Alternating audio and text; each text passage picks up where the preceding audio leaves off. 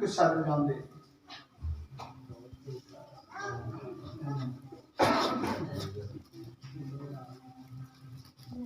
याद रखिए, जब दुख और मुसीबतें आती हैं फिर हमें जागने की जरूरत है, पेश होने की जरूरत है। तुम खुदा से नावाकिफ हो तो ऐसा ना हो जब वक्त आ जाए तो खुदा के मैं भी तुम्हें नहीं जानता। बोले हालेलुया। और आज जितने अपनी बातें लेकर आए हैं,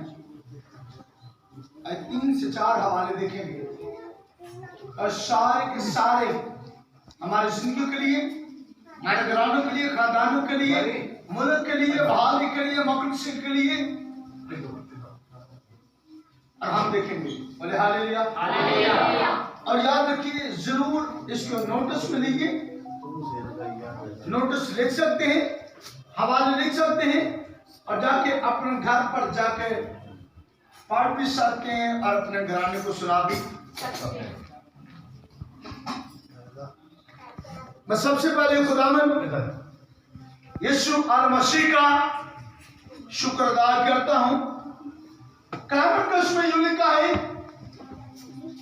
जब वक्त बुरा आ जाए अब तुम इकट्ठे होने में बाज क्योंकि दुआ में मशरूफ हो जाओ। जब खुदा पर वक्त बुरा आया, इब्लीस ने चारों तरफ से घेर लिया, खुदा ने फिर भी जाकर ये आवाज अपने बाप से हम कलाम हुआ, कहा बाप अगर हो सके तो ये प्याला मुझसे टल जाए, तो भी मर्जी में नहीं बल्कि तेरी मर्जी हो। आज आप भी कह सकते हैं, खुदा अगर मुसीबत आई है तो भी तेरी मर्जी है, तेरी मर्जी के बगैर कुछ भी हो नहीं सकता। आमीन। खुदा यीशु के जिंदा बाबरकत और जलाली और खूबसूरत नाम में मैं आपको सलाम अर्ज करता हूँ। और जितने लोग आज ये बड़े खुश नसीब हैं जो बुरे हालात के अंदर खुदा के साथ रिलेटेड हैं, खुदा के साथ अपने रिश्तेदार को बढ़ा लिया। और याद रखिए, अभी आपने ज़बूर सुना, ना तेरे घर दे विच ते ना तेरे बेड़े दे विच ना तपाली ते ना तो बबा आवे। आज बबा पर भी सुनेंगे और तपाली पर भी सुनेंगे। क्यों है? मैं सबसे पहले खुदा के अजीम खादिम पास्टर जॉन एडी साहब को और सिस्टर रेचल जॉन को और उनके तमाम चैनल को जिनकी ये रोया है, किंग टीवी की तरफ से और पास्टर जॉन एडी की तरफ से, सिस्टर रेचल जॉन की तरफ से मैं आपको सलाम अर्ज करता हूँ। और वो आपके लिए बड़ी दुआएं कर रहे हैं, बाटापुर के कलीसिया के लिए, बाटापुर के लिए और मिर्दुलमान जितने भी इलाके हैं उनके लिए वो दुआ गवाएं और हम भी उनके लिए दुआ करेंगे। खुदावंद उनको जिंदगी, सेहत, तंदुरुस्ती और बहाली अता करे और उनको सरफराजी अता करे। आमीन। शाबाश, आमीन, आमीन। और वो भी हमारे लिए दुआ करते हैं, इसलिए तो हमारे लोग क्या हो, बच जाएं, बच जाएं। और आज हमें बच्चे की जरूरत है। हालेलुया। तो आइए इससे पेशतर हम खुदा की कलाम में उसकी तरफ बढ़ते हैं। मेरे सामने निकालिए यूहन्ना रसूल की अंजील, यूहन्ना रसूल की अंजील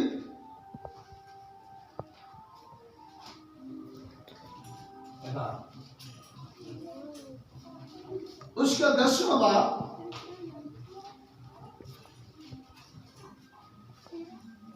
उसकी 15 से 18 आयत तक मेरे सामने निकालिए। ये हवाले आपको आलादा आपको मिल जाएंगे, आप पढ़िए और जरूर आपको मिल जाएगा। मैं आपको बताना चाहता हूं, अगर आपके पास मुकाशवा, मेरे साथ मुकाशवा भी निकालिए, मुकाशवा की किताब यूहन्ना का लिखा हुआ मुकाशवा उसका 13वां बाब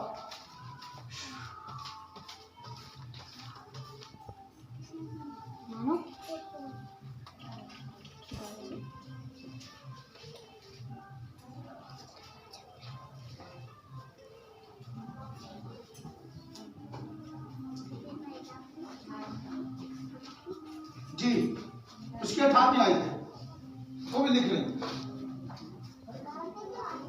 मुकाशवा 13 उसकी 18 आयत मेरे साथ निकालिए। पहले पत्रस, वो भी निकालिए। अब आपको नोट्स मिल जाएंगे और यहां पर आपको बड़ा कुछ मिलेगा। पहला पत्रस उसका 4था बाब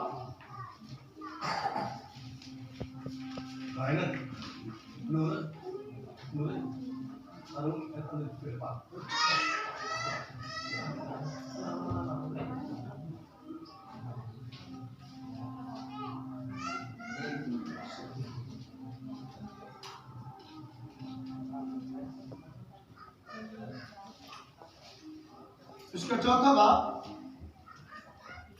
उसकी 15 से लेकर ये भी 18 तक जाएगी। ये भी लिख लें।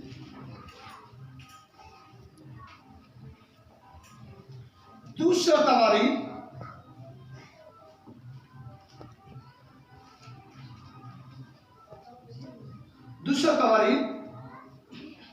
उसका 7वां बाब उसकी 13 और 14 आदमी देख लीजिए।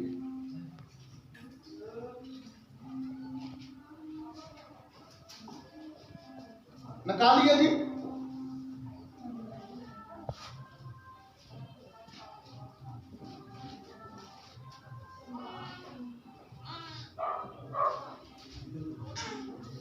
दूसरा तवारी जी मिल गया। दूसरा तवारी 7वां बाब उसकी 13 और 14। एमेन जी। आइए फिर पहला जो हवाला पढ़ेंगे हमारी नसीहत के लिए, यूहन्ना रसूल की अंजील उसका 10वां बाब उसकी 15 से लेकर 18 आयत तक पढ़ेंगे। जी बेटा पढ़िए।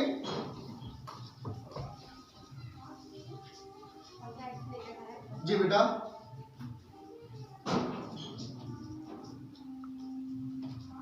आइए हम खुदा पाक कलाम में से देखेंगे यूहन्ना की अंजील 11वां बाब और उसकी 15वीं आयत से। और मैं तुम्हारे सबब से खुश हूँ कि वहाँ ना था ताकि तुम ईमान लाओ, लेकिन आओ हम उसके पास चलें। बस तुमा ने जिसे तुआम कहते थे अपने साथ के शागिर्दों से कहा कि आओ हम भी चलें ताकि उसके साथ मरें। बस यीशु को आकर मालूम हुआ कि उसे कब्र में रखे 4 दिन हुए। बैतनिया यरूशलेम के नज़दीक करीबन 2 मील के फासला पर था। खुदावंद की जिंदा पाक कलाम के पढ़े जाने पर खुदा की बरकत। बेटा 18वीं आयत पढ़ लें। 18वीं आयत पढ़ लें। बैतनिया यरूशलेम के नज़दीक करीबन 2 मील के फासला पर था और बहुत से यहूदी मरथा और मरियम को उनके भाई के बारे में तसल्ली देने आए थे। बस मरथा यीशु के आने की खबर सुनकर उससे मिलने को गई, लेकिन मरियम घर में बैठी रही। आमीन। Thank you God bless you. सुनिए यहाँ पर जो खुदावन यीशु मसीह है, अब हुआ ये यीशु मसीह ने ओ भाई खड़ा जा जल्दी कर खड़ा जल्दी छोड़ दो इसको खड़ा अब हमको कुछ बताती है आज भी दुख के अंदर, मुसीबत के अंदर, परेशानी के अंदर हम जो है वो मसीह पर ईमान नहीं लाते। आप तो बड़े लोग हैं, हम सोचते हैं अगर बाबा है तो कोई बात नहीं, परेशानी है तो कोई बात नहीं। मैं कहता हूं पावन मुकद्दस बताती है आपको बड़ा बड़ा कुछ मिलने को सीखने को मिलेगा। सीखने की मुराद लोग कहेंगे आपको, मैं आपको बताता हूँ यीशु मसीह वहां पर है। अब मैं आपको बताता हूँ यीशु मसीह इस शहर के अंदर है। आइए मैं आपको बताता हूँ यीशु मसीह यहाँ पर मुनादी कर रहा है, लेकिन तू किसी पर ईमान ना लाना,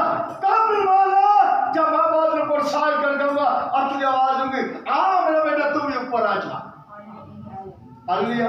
हालेलुया। खुदा तुझे क्या देगा? आवाज देगा। और मकाशवा 20 वहां पर लिखा है, जिनके कान हो वो सुने रूह कलीसिया से क्या फरमाता है। अगर यूहन्ना के इंजील में पढ़ते तो वहां पर लिखा है, मेरी भेड़ें मेरी आवाज को क्या करती थी? मैं पिलाम की बात सुनते। आज हमें बख्शने की जरूरत है, माफी मांगने की जरूरत है। जब भेड़िया जो होता है,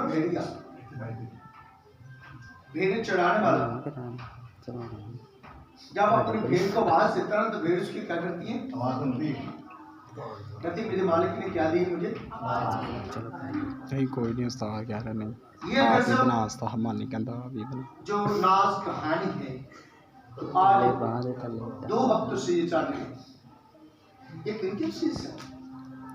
क्यों है? क्यों परेशानी है? क्यों गुर्बत है? बाइबल को उसमें लिखा है, जब बुरा वक्त आएगा तेरे शहर के अंदर काल पड़ जाएगा। और हालेलुया। लोग अब खाने के लिए अक्सर हो चुके हैं, परेशान हैं, मुश्किल के हालात के अंदर ही तेरे आराधक के अंदर काल पड़ जाएगा, तेरे आराधक के अंदर परेशानी आ जाएगी। फिर आपको बचाने वाला एक ही शख्स निजात देगा, खुदा ने यीशु। आमीन आमीन। जो कहता है ना तेरे घर के अंदर, ना तेरे पंजाबी दी गल, ना तेरे वेड़े दे अंदर कोई भी तपाली तेरे घर के अंदर नहीं। आइए फिर खुदा के कलाम मेरे साथ निकालिए, दूसरा तवारीख।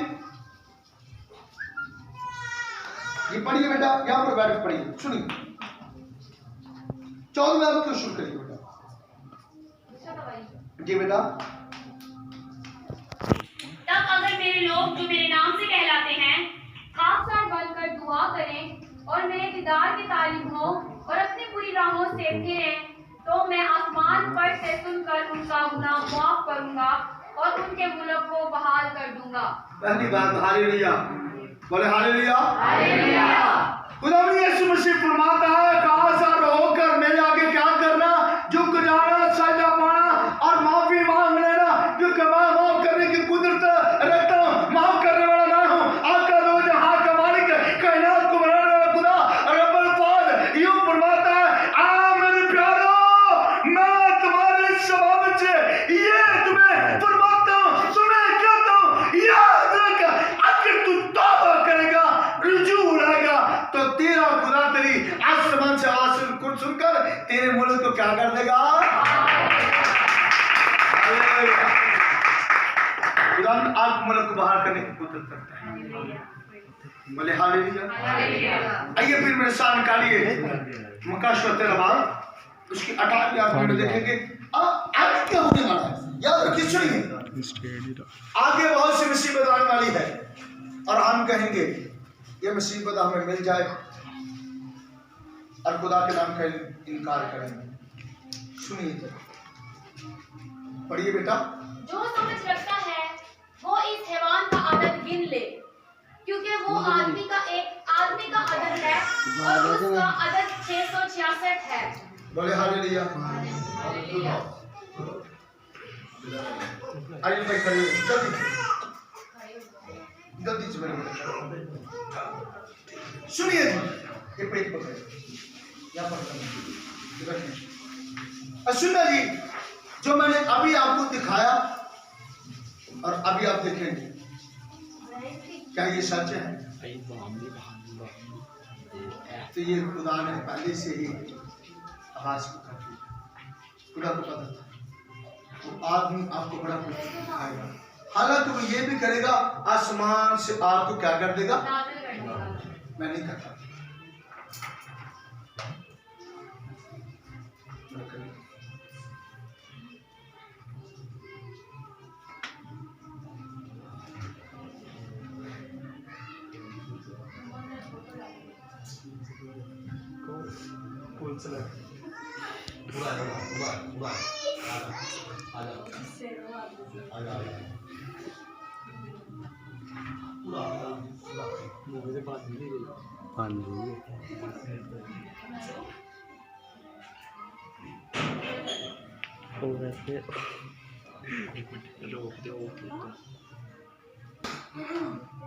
ये सभी आप देख रहे हैं, छोड़ दे। ये सभी आप देख रहे हैं। इसका मतलब क्या बनता है? Corona virus. इसको कहते हैं ऐसे 1 2 3 4 और 5 और 6 का मतलब यहाँ पर 6 आ गया।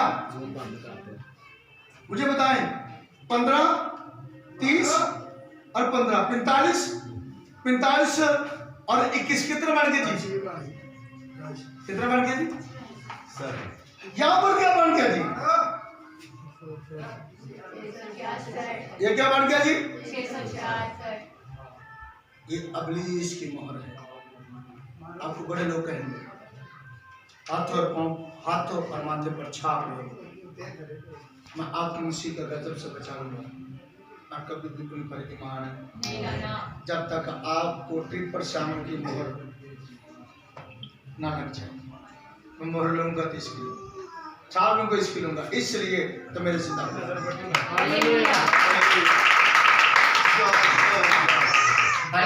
हालेलुया। आइए मेरे साथ निकालिए पतरस जी बेटा, जी बेटा, शाबाश। तुम में से कोई शख्स खूनी या चोरियां, बदकारियां, औरों के काम में दस्त अंदाज होकर दुख ना पाए। लेकिन अगर मसीही होने के बायस कोई शख्स दुख पाए तो शर्माए नहीं, बल्कि इस नाम के सबब से मेरे साथ रहिए। मसीह होने के सबब से सुने जी, अब मैं नहीं कहता बल्कि मेरा इरादा जिंदा पूरा करेगा। कहता अगर तुम्हें मसीह होने से दुख आए, शादमानी मनाना और खुश होना और शर्माना नहीं है। इसको कहना गर्दन काट दे, पर हम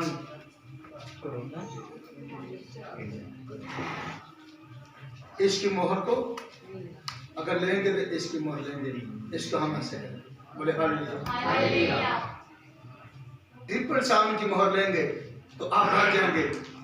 तो वो कहते हैं स्कूल के अंदर जिसका 1 नंबर पढ़ा था वही फर्स्ट आता। बोले हालेलुया, आमीन, आमीन, हालेलुया, हालेलुया। अगर 1 नंबर ज्यादा होगा तो हम बच जाएंगे। ये बहुत फर्क है 666 में और ट्रिपल शामिल के अंदर बहुत सा फर्क है। क्योंकि मैं आपको बताना चाहता हूँ, आसमान पर ये खुदा ने कहा था, आसमान पर 2 लड़ाइयाँ। कितनी जी? 2। पहली लड़ाई किसकी जी? पता लग भाई के लिए जरूरत है। दूसरी लड़ाई किसकी? यीशु की। आसमान पर लिखा है, खुदा के कलाम मुक़द्दस में ये लिखा है, आसमान पर पास 2 लड़ाइयाँ, इब्लीस की और लड़ाई किसकी है जी? कैमरे से देखी जा। अब ये कितना जी? 777। अब ये 666 तो नंबर बात कितना जी? बड़ी बात है। हालेलुया। यीशु कहता जब तुझ पर मुसीबत आए, दुख आए, शर्माना, खुश हो, शादमानी मना, तो मैं तुम्हें ये सच कहता हूँ, तू मेरी बादशाही का वारिस हो जाए। क्योंकि हम खुदा की बादशाही का वारिस बनना चाहते हैं। आगे बढ़िए बेटा। बल्कि इस नाम के सबब से खुदा की तमजीद करे, क्योंकि वो वक्त आ पहुंचा है। सुनिए, पास उसके नाम की गागरे तमजीद करो, खुशी करो, मनाओ, खुश नहीं। मैं आपको ये खुदा के सलाम पकड़ के कहता हूँ, यीशु आपको इकट्ठे होने से बचा लेगा। ये खुदा का कलाम था, छुट्टियां नहीं हुई आपको बचा लेगा। आपको मुसीबत नहीं आएगी, दुनिया का कुछ भी नहीं होगा। यीशु कहता है, आगे सुनिए बेटा, क्योंकि वो वक्त आ पहुंचा है। हाँ उनको वक्त हाँ। तो साढ़े लोग ये भी कह रहे हैं ना हो गया तो कुड़ियां मार के किसी भी नहीं पता। याद रखिए यीशु आपके दरवाजे पर आएगा, दरवाजा खोल तो सामने ये पता ना नाल में साया फूट कर डाल दिया। मैं नहीं कहता, यीशु मसीह फरमाते हैं मैं चोर की मान तक आऊंगा और तेरे घर पर होकर वापस चले जाऊंगा। तो तू मुझे कहेगा यीशु तू मेरे काबुल घर पर आया। यीशु कहेगा मैं आया, तेरे दरवाजे को मैंने नाम लिख दिया, उठ। अब वो वक्त आ गया। तो दुल्हन जो तैयार होगी मेकअप के साथ नहीं,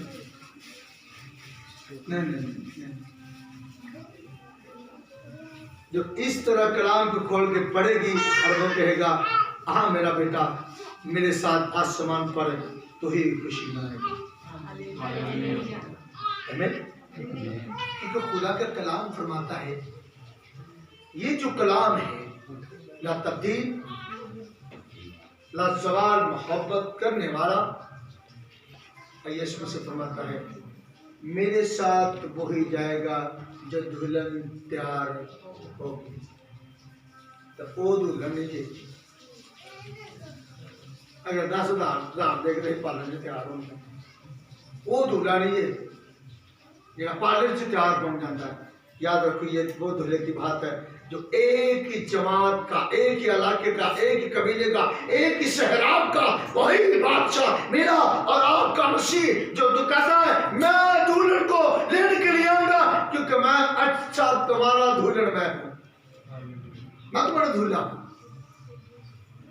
तो वो मेरे बाप एक बात कहते थे, कहते याद रखो बरात च लाड़ा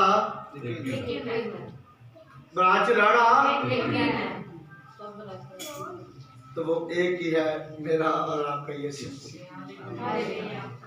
हम तो सेरा दूसरा लगाते हैं लेकिन मेरे मसीह ने उस कलवरी पर बहाकर खून अपने ताज कंडों का पहन लिया।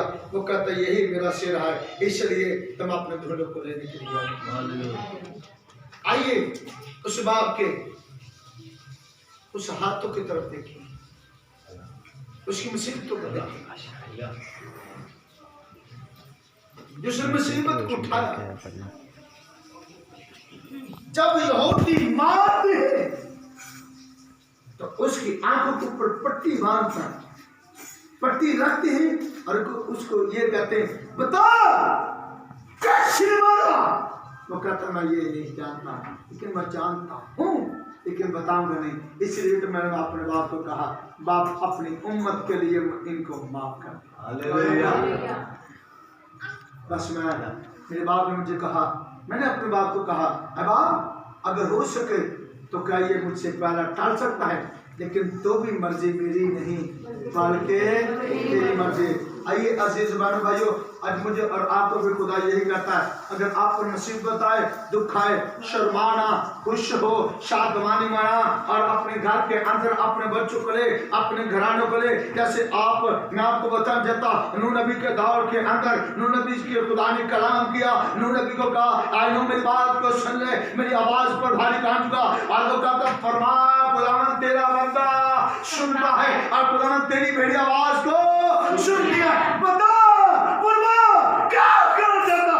उसने कहा इनको बता दे तुम्हारे इलाके के अंदर अधिकारी को भेजने वाला अगर तेरे वसीला से बच गए तो ठीक है, नहीं तो मर जाएंगे। आज मैं आपको बताना चाहता हूँ मुझे खुदा ने कलाम दिया,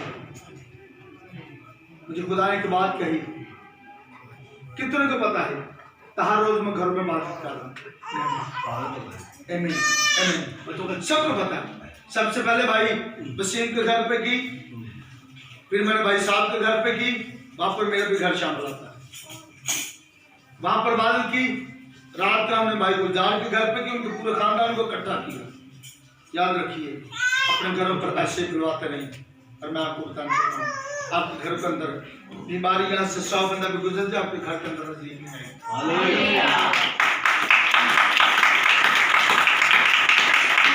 आपके घर के अंदर आपकी चाट को पाट को पर बर्रे का ज़िबा वाला हो लग जाए।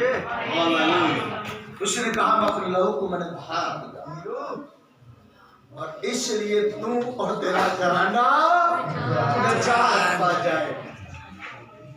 अगर आप भी निजात पाना चाहते हैं तो आइए मेरे साथ कहिए, खुदा आज इस कलाम की वसीला से, आज इस नबूवत की वसीला से, खुदा आज जो मुकाशे के भेदों को कभी खोल दिया, खुदा हम 666 की मोहर नहीं देंगे। लेकिन मैं आपको बताता हूँ, बाइबल को लिखा है, जब काल पड़ेगा आपको बड़े से कहेंगे आओ, और मैं आपको सच्चाई बताने लगा, मोहर यहाँ पर लो। याद रखो, जो मोहर नहीं रहेगा, जो खुदा की मोहर रहेगा वही बचेगा। 666 की जो मरेगा वो हलाक हो जाएगा। और अपने ईमान को दबाइएगा। गर्दन कट जाती है तो काट नहीं। मैंने एक खुदा से वादा किया, खुदा तेरी खातर अगर मुझे कहना तो आंखें बंद कर ले, तो मैं ये भी कहूँगा दम तेरी खातर, और मेरी आंखों पर पट्टी ना बांधे, बस जैसे ही छुरी चला दे मुझे कबूल है। इसलिए तो मैं मोहर लूंगा तो तेरी लूंगा, क्योंकि तू फरमाता है। याद रखिए, आखिरी वाला छोटा सा देखेंगे जरा, मकाशवा भी बात निकालिए बेटा, मकाशवा भी बात निकालिए जल्दी से। ये आखिरी वाला पढ़ेंगे और सुनेंगे तो इस मोहर के बारे में, इस मोहर के बारे में जरा बात यहाँ से शुरू कीजिए जी।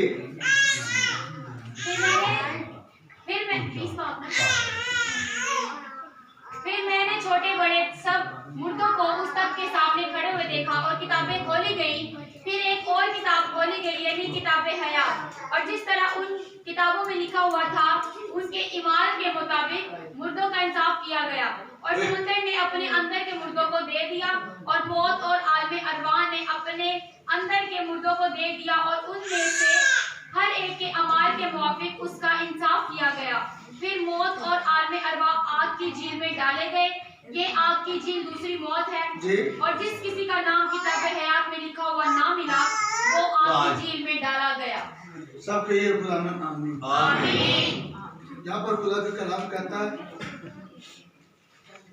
जो खुदा की बात को नहीं मानेंगे उनको कहाँ पर डाला जाएगा? आग की झील में डाला जाएगा। और वो कौन सी कितनी मौत है? दूसरी मौत है। दूसरी मौत है। पहली मौत में शरीक होंगे जो खुदावन से डरते और काम थे उसके पास आएंगे, तो खुदा कहेगा ये मेरी बादशाह के वारिस है।